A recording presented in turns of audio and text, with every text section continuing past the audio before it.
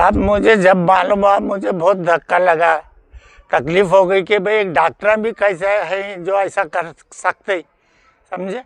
और डॉक्टरों से तो बहुत उम्मीद थी हमको कि भाई दुआएं मिलते, हम करें तो दुआएं देते, लेकिन ये होने से मैं बहुत अचंभे में पड़ गया साहब। हुआ क्या था?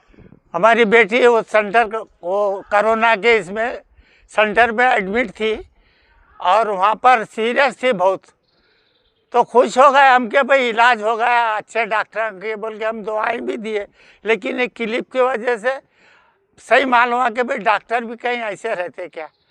बुरी बात है ना, जात पात का इसमें दखल आ गया, ये भी अच्छी बात नहीं। पूरे उपदेश सुने, मुझे बहुत ये क्या मेरी उम्र नहीं है, मेरी बड़ी बेटी थी, यतीम हो जाती तो कैसा था।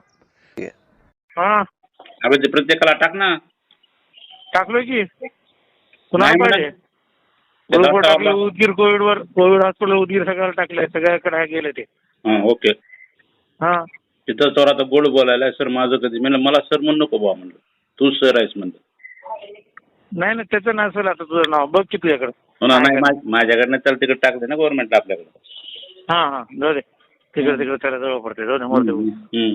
काल कुलकर्णी म्हणलो एवढे माणसं एवढे हे टाकून दे, कुठे टाकायचे तुम्ही सेव्ह करतो. कुलकर्णी टाईप केलंय. हो आणि कोविड हॉस्पिटल ग्रुपवर टाकलोय मी आणि तुम्हाला तिघाला टाकलोय, आतुरे तुला आणि ह्याला महेंद्रकरला. बरोबर ओके. हा बोलून घेऊन राहून घ्या, पेशंट काढायचं बघ थोडं.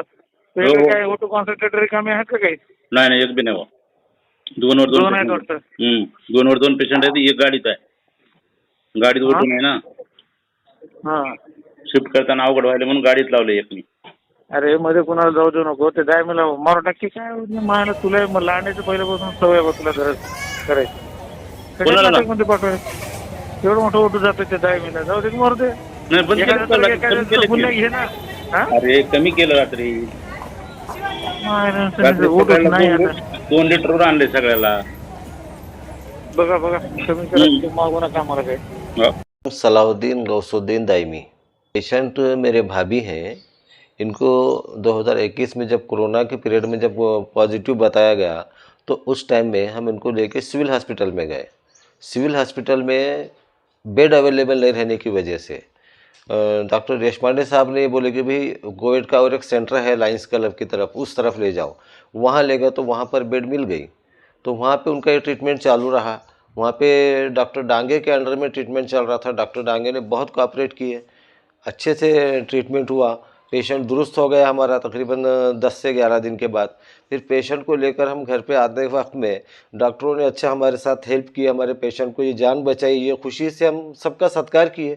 डॉक्टर देशपांडे साहब का भी सत्कार किए हम, डांगे साहब का भी सत्कार किए। पूरे स्टाफ का सत्कार करके हम हमारे पेशेंट को घर पे लेकर आए। अब आने के बाद में अब इतने दिनों के बाद में ये ऑडियो क्लिप वायरल हो गई तो ये सुन के एकदम शॉक हो गए हम। भी हो सकता है ये ज़ात के नाम पे ऐसा और कितनों की जाने गई कि हमारे भी पेशेंट की भी जान जा सकती थी, लेकिन ऊपर वाले को मंजूर नहीं था। अल्लाह ने साथ दिया, वो जान बच गई। पता नहीं डॉक्टरों में से किसने मेहरबानी किया। डॉक्टर का जो काम रहता ना पेशेंट की जान बचाना, पेशेंट के लिए हर मुमकिन कोशिश करता है डॉक्टर। और कोरोना का पीरियड एक ऐसा पीरियड था, सारे पेशेंट ऊपर अल्लाह को देखते थे और नीचे डॉक्टरों को देखते थे, बस दोनों पे भरोसा करते थे, ऊपर अल्लाह नीचे डॉक्टर। अब डॉक्टर जिस पर इतना भरोसा कर रहे हैं और डॉक्टर ही ऐसा बेभरोसे का काम करेंगे, लोगों की जान लेने का अगर ऐसा भाषा बोल रहे हैं अपनी क्लिप के अंदर में, तो पता नहीं ऐसे कितने लोगों की जाने गई हैं। तो मैं प्रशासन से गुजारिश करूंगा कि हम केस तो कर चुके हैं ऑलरेडी, एफआईआर तो फाड़ दिए हैं, तो प्रशासन ने इस पर बारीकी से चौकसी करके और कितनों की जानों के साथ धोखा हुआ है इस पर भी गौर करें और ये जो डॉक्टर हैं उनको निलंबित करना चाहिए।